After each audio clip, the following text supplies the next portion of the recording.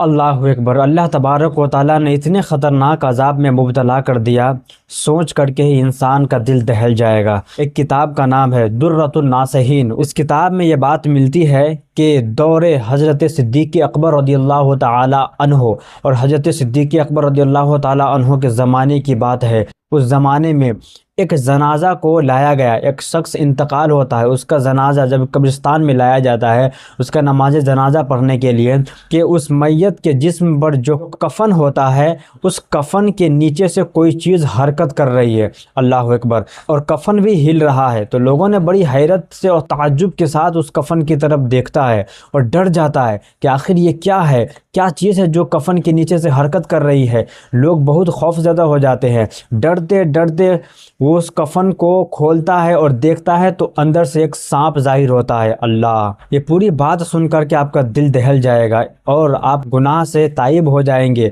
اور جب آپ کو پتہ چلے گا نا کہ یہ کس گناہ کی وجہ سے اس کو یہ عذاب مل رہا تھا، اور یہ گناہ لوگ اکثر کرتے ہیں، لوگ بھی کرتے ہیں، اور اس گناہ کی وجہ سے اللہ تبارک و تعالیٰ نے اس کو اس گناہ میں مبتلا کر دیا اور ایک سانپ کو اس میت اور اس گنہگار انسان کے اوپر مسلط کر دیا۔ تو گناہ کیا ہے؟ سب سے پہلے تو لوگوں نے بڑے ڈر ڈر کر اس کفن کو کھولتا ہے، کفن کو کھولنے کے بعد ایک سانپ ظاہر ہوتا ہے۔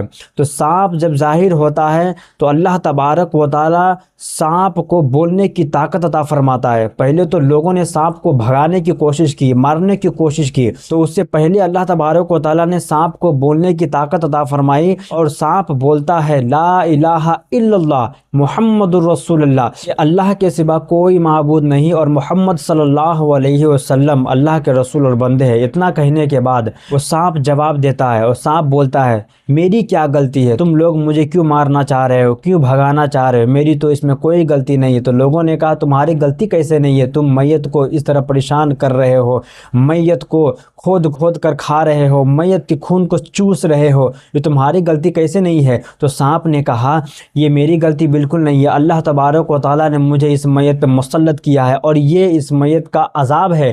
اور آپ کو جان کر حیرانی ہوگی، وہ سانپ بول رہا ہے کہ اس میت کو، کہ اس لاش کو یہ عذاب کیوں مل رہا ہے؟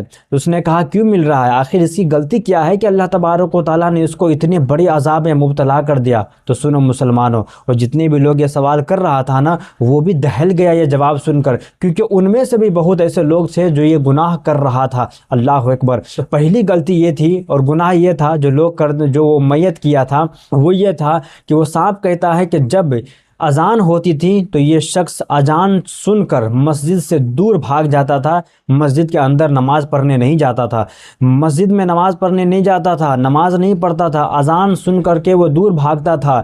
اللہ تبارک و تعالیٰ نے اس عذاب میں اس کو گرفتار کر دیا۔ اور ہم لوگوں میں بھی بہت لوگ ایسے ہیں جو نماز نہیں پڑھتے ہیں، اذان سنتے ہیں تو ہم لوگ کو اریٹیٹ ہوتی ہے، استغفر اللہ، ہم لوگ نماز کی طرف نہیں جاتے ہیں، اذان ہوتی ہے ہم لوگ اذان کو ہلکے میں لے لیتے ہیں۔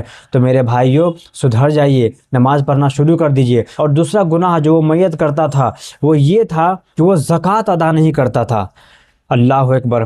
رمضان کا مہینہ جب آتا تھا تو وہ زکوٰۃ ادا نہیں کرتا تھا۔ سال میں ایک مرتبہ زکوٰۃ ادا کرنا ضروری ہے انسان کو، لیکن انسان وہ جو میت تھا وہ زکوٰۃ ادا نہیں کرتا تھا۔ اور ہم لوگوں میں بہت ایسے لوگ ہیں جو سالوں سال پتہ نہیں کتنے سال گزر جاتے ہیں، مر جاتے ہیں، لیکن پھر بھی وہ زکوٰۃ ادا نہیں کرتے۔ میرے بھائی زکوٰۃ کو ادا کرنا بہت ضروری ہے، نہیں تو اس عذاب میں آپ کو بھی گرفتار کر دیا جائے گا۔ ان باتوں کا خیال ضرور رکھیں۔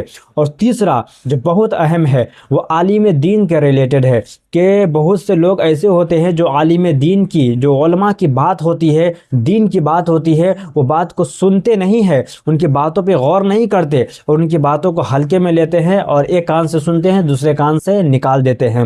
تو عالم کی بات کو نظر انداز کرنا، علماء کی بات کو نظر انداز کرنا، اس کے بات کو فالو نہیں کرنا، اس کی بات کو فالو نہیں کرنا، اس بات پہ عمل نہیں کرنا، اللہ تبارک و تعالیٰ نے اس کو اس عذاب میں مبتلا کر دیا۔ عالم دین کوئی بات بتاتا ہے وہ اسلام کے ریلیٹڈ بتاتا ہے، قرآن و حدیث کے روشنی میں بتاتا ہے، جو آپ کو صحیح راہ پہ لاتا ہے، وہ بتاتا ہے کیا صحیح ہے کیا غلط ہے۔ لیکن اگر آپ ان کی بات کو نہیں سنیں گے تو آپ صحیح راہ پہ کیسے آ پائیں گے؟